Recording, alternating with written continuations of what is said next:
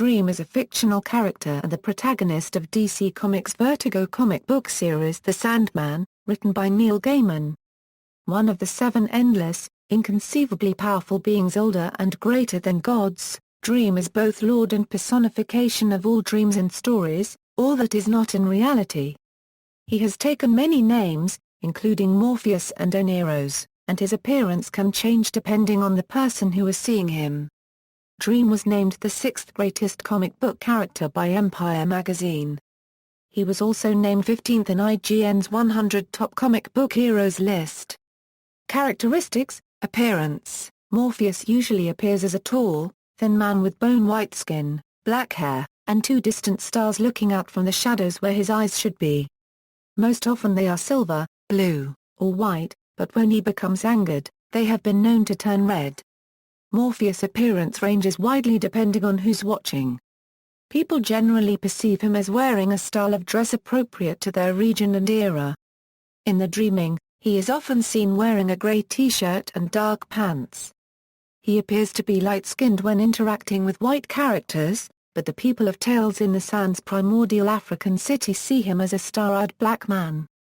Although he is most often seen in human form, Morpheus appears as a huge black cat when speaking to the lonely cat pilgrim of Dream of 1,000 Cats and as a cat-headed god when addressing the Egyptian feline goddess Bast. The Martian Manhunter sees Morpheus as a Martian god in the shape of a flaming alien skull and identifies him as Lord Zor-El, but Mr. Miracle, looking at him simultaneously, sees Morpheus as a man. However, in Season of Mists, he appears in the same form to all the gods. In The Dream Hunters, which is set in ancient Japan, Morpheus appears as a Japanese man to a Buddhist monk and as a fox to a fox spirit. It is unclear whether Morpheus' appearance is determined by the expectations of onlookers or if he chooses to manifest himself in different forms. He does deliberately change the style of his clothing to be less conspicuous when he visits the waking world. He customarily wears a billowing black cape, sometimes with a flame motif. In battle he wears a helm made from the skull and backbone of a defeated enemy god. This helm, which resembles a World War II-era gas mask, is also his sigil in the galleries of the other Endless, as well as appearing in the dreams of Wesley Dodds. His face and physique is based on the amalgamation of Neil Gaiman in his 20s, The Cure's frontman Robert Smith and ballet dancer Farak Rezimitov. Dream's face and appearance is also based on Bauhaus frontman Peter Murphy. In fact, Gaiman explained that Murphy was the original model for Morpheus. Gaiman also stated that Sandman artist, Dave McKean, based Dream's face in the cover of Sandman #1 on Peter Murphy. Speech. Morpheus' speech is usually portrayed as white text in black, wavy-edged speech bubbles bordered in white. The text is capitalized normally in stark contrast to other characters' speech generally in block caps text. Personality. Although he is ultimately a heroic character, Dream has many negative aspects to his personality. He is sometimes slow when dealing with humor, occasionally insensitive, often self-obsessed, and is very slow to forgive or forget a slight. He has a long history of failed romances, and is both directly shown and implied to have reacted very harshly to some of his breakups. As Mervyn Pumpkinhead remarks, after the end of one of Morpheus' romances, he's gotta be the tragic figure standing out in the rain, mourning the loss of his beloved. So down comes the rain, right on cue. In the meantime everybody gets dreams full of existential angst and wakes up feeling like hell. And we all get wet. Near the end of the brief live story arc, Desire says of Dream, he's stuffy, stupid, and thinks he knows everything, and there's just something about him that gets on my nerves. There is a long-standing enmity between Morpheus and Desire, stemming from Desire's involvement in the breakup of one of Dream's romantic relationships. It is implied that before his imprisonment he was in some ways crueler and more blind to his flaws, and much of the Sandman is focused on Morpheus' desire to atone for his past behavior. Morpheus has a great pride that does not tolerate damage. Examples include banishing Nada to hell for rejecting him and being angry at the notion made by Hobgoblin that he seeks companionship and is lonely. Morpheus is constantly aware of his responsibilities, both to other people and to his territory, and is detailed and exacting in their fulfillment, as noted in Season of Mists, where Morpheus is described as, of all the endless, save perhaps destiny, he is most conscious of his responsibilities, the most meticulous in their execution. He shares a close, reciprocal bond of dependence and trust with his elder sister, Death. He consistently strives for understanding of himself and of the other endless, but is ultimately defeated by his most tragic flaw, his inability to accept change. In The Wake, when asked, "Why did it happen? Why did he let it happen?" Lucien remarks, charitably, "I think sometimes, perhaps, one must change or die." And in the end, there were, perhaps, limits to how much he could let himself change. Morpheus is noted in Season of Mists as accumulating names to himself as others make friends, but he permits himself few friends. He is given more names in the Sandman than any of the other endless, far beyond the many translations of dream. The dreaming, Morpheus lives in a castle at the heart of his realm, the dreaming. Both the castle and the rest of his realm are mutable and change often at Morpheus' will, although the realm is itself an aspect of Morpheus, whose resistance to change is a theme throughout the series.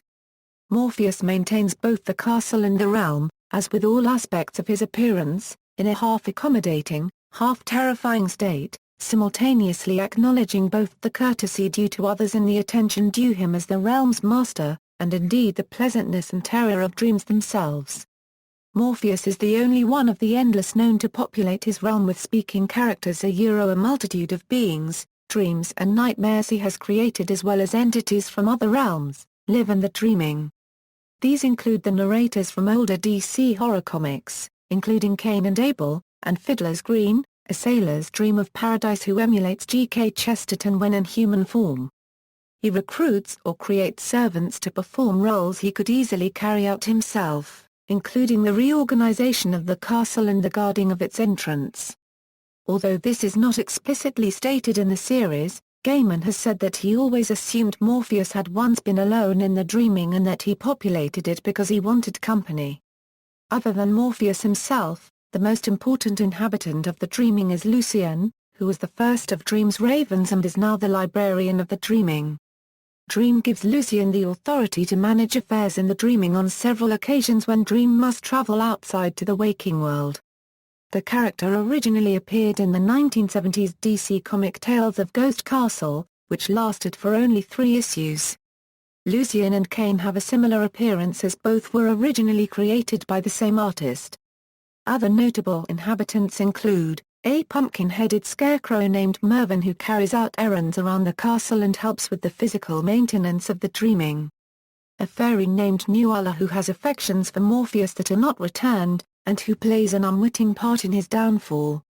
A raven named Matthew who travels through the waking world on errands for Morpheus, usually as a scout or spy. Matthew was formerly a mortal man and a character in DC Comics Swamp Thing who died in the dreaming. As a new inhabitant of the dreaming, Gaiman used Matthew as a way to explain some background information to the audience. Morpheus' realm at any moment is also full of all creatures who are dreaming at that moment, although these seldom appear in the comics panel. Several comics in DC's Vertigo line have been set in the dreaming, most notably a series of the same name. Aspects of Dream, the events of the Kindly Ones and the Wake reveal that Morpheus is only one aspect of Dream of the Endless. After his death, the human child Daniel Hall is transfigured into a new aspect of Dream, physically resembling Morpheus, but with white hair and predominantly white clothing. Such a passing and rebirth is not new to the Endless. Despair is also a second aspect. One character at Morpheus' wake, perplexed by the question of who exactly has died, is told by Abel that the purpose of the wake is to mourn a point of view. The new dream instructs his followers to use the name Morpheus only for his predecessor.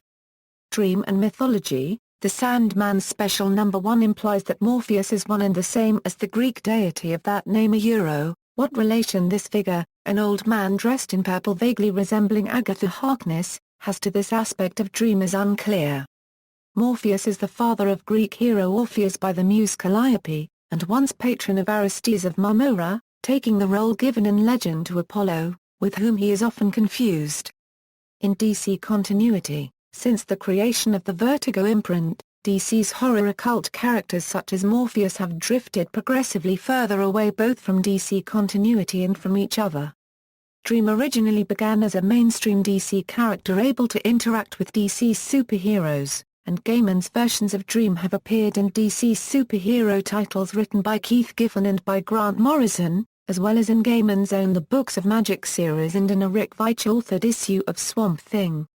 Morpheus also appears briefly during Kevin Smith's run on Green Arrow in a flashback showing him in Alexander Burgess' basement, still imprisoned in Roderick Burgess' Glass Glow prison.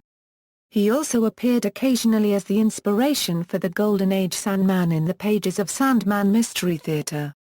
Appearances.